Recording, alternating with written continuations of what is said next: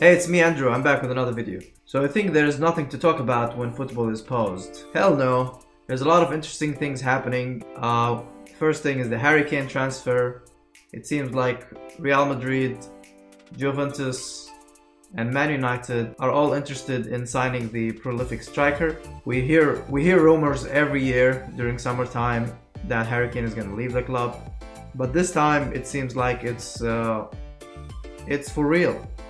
It doesn't look like we can qualify to the Champions League. I don't even know if the league is gonna start, but I'm gonna talk about that. Later. It seems like Daniel Levy is interested in selling Harry Kane. He's not gonna accept any offer below 170 million euros. And from what I've read is that Harry Kane is more interested in joining Juventus rather than Madrid or Barcelona or Man United. And it seems like Juventus are keen in signing him to play with Cristiano Ronaldo before, Ronaldo retires. So I was thinking, okay, so if we truly sell Harry Kane, which is a huge loss, I know, but with 170 million, we can get a lot of top players. Like we can get like 2 top strikers, not just one, right? So I was thinking, what is the best option for us in terms of replacement for Harry Kane if he indeed does leave? So let's say that we do lose Harry Kane to Juventus or whatever other team that they might get him. Let's say what are the best replacements for us at the moment. I was thinking of Mauro Icardi. Now I know Mauro Icardi has a lot of personal problem. He's one of the, let's say, not the nicest guy on the pitch, both with the players and both on the pitch or outside the pitch. He doesn't seem to get along with people or doesn't seem to know how to communicate with people. Anyway, he has problems in terms of personality. But in terms of raw skills, the guy is a shark inside the penalty box. Top striker. Obviously he's less quality than Kane, but he still has some better qualities than Kane in some aspects, I think. It's hard to say, but maybe his positioning, maybe his reflexes and his speed are better than Harry Kane. But obviously Harry Kane is one of the top 5 strikers in the world right now. There's no doubt about that. So losing him is a big loss for our club. But I think a player like Mauro Icardi can replace him really well. As long as he doesn't cause other problems outside the pitch with the club. I think he's a really top striker that we can bring in and fill the gap of Harry Kane. And the other player that obviously a lot of clubs are fighting for right now is Timo Werner, which would be a huge signing if we can get him. Both of these players we can get with less than 170 million, for sure. Another sort of close signing that we are about to get is Willian from Chelsea, but he's going to be a free transfer because his contract will expire by the end of the season. I don't know what other strikers we can get to replace Kane. There are some rumors that Danny Ings might be a good option, but I don't think Danny Ings is a good option for us. I think we need a better striker than him. I know recently Danny Ings, well, not recently, but this season Danny Ings had some really good moments, but he's not a world-class striker, and he's not going to help us win trophies, I don't think. But I think Mauro Icardi or Timo Werner will definitely help us get trophies. So Mourinho is interested in a couple of Leipzig players. Sabitzer, the guy who scored 2 goals in the last match between us and them. Timo Werner, of course, and the third one is Angelino, who used to play for Man City. I'm not sure if he's on loan or if he is permanently playing for Leipzig. but the guy was terrific against us. He played really good both home and away, and I believe he's a left back. He can play as a left back or as a left winger, which is a position that we really need to fill. Like, even if we get Willian, we still need that position, because Davis does not offer much attacking threats or much offensive threat on the left side. He's more of a defensive player. Vertonghen is a little bit slow, and after the incident with his family, I feel sorry for him. We all feel sorry for him. I wish him a good fast recovery with his family, like a psychological recovery, because it really sucks to have that happen to any player in Tottenham or outside Tottenham. But after that incident, Vertonghen is unlikely to stay in the club, because he might interpret that as some of the fans are not happy with him this season, and that's why they did that. And as a result, he might not feel good about the club anymore and just leave. It's possible.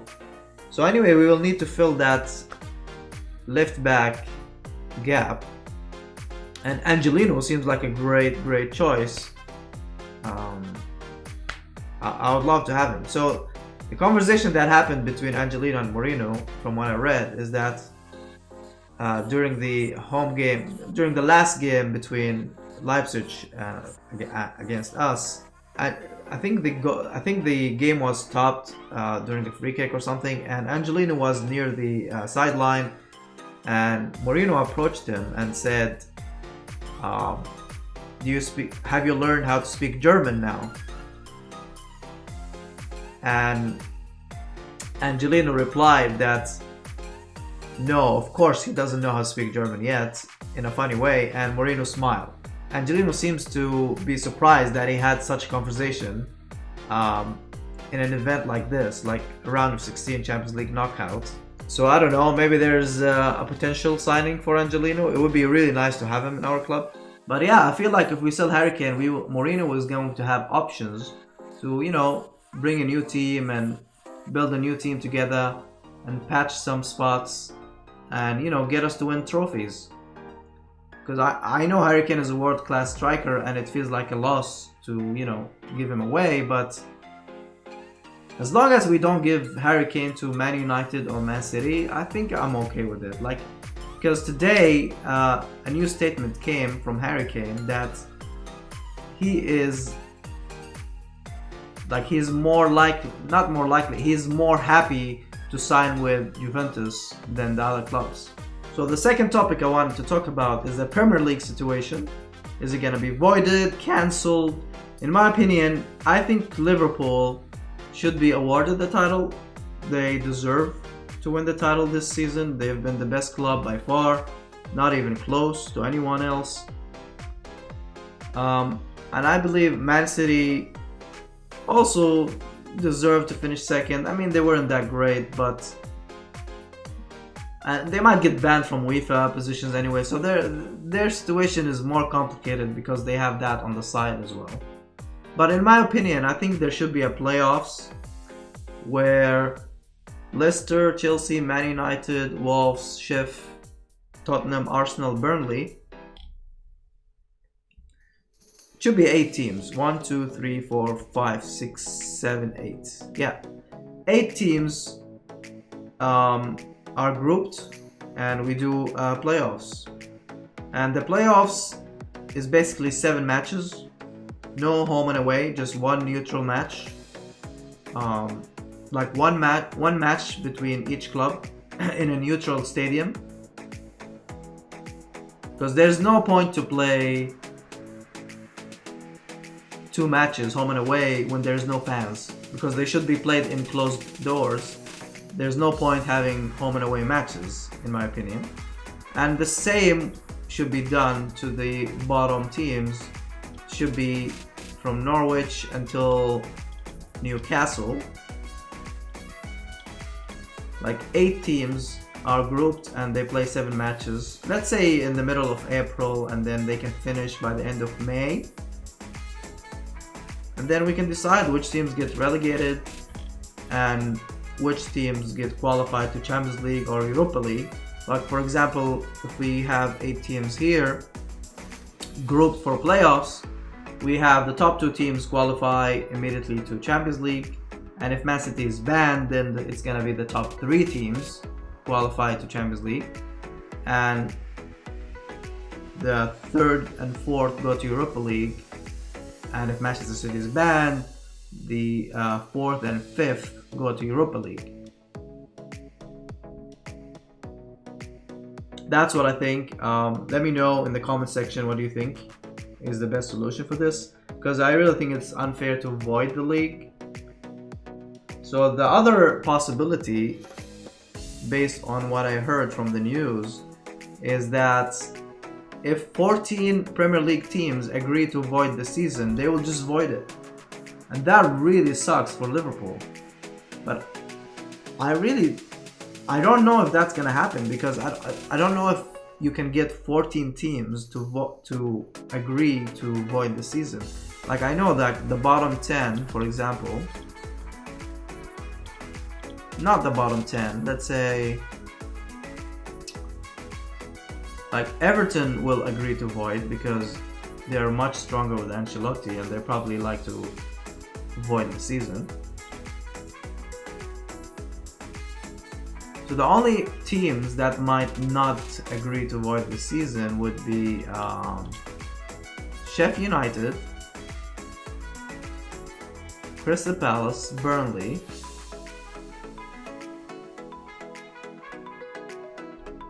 yeah, I feel like maybe Newcastle.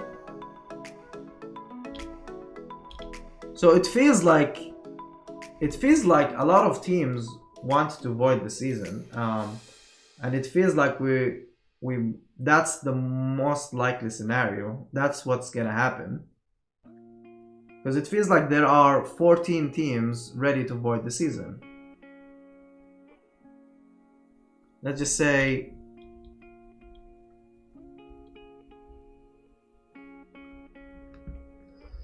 do you think Man United would like to void the season? I mean, yeah,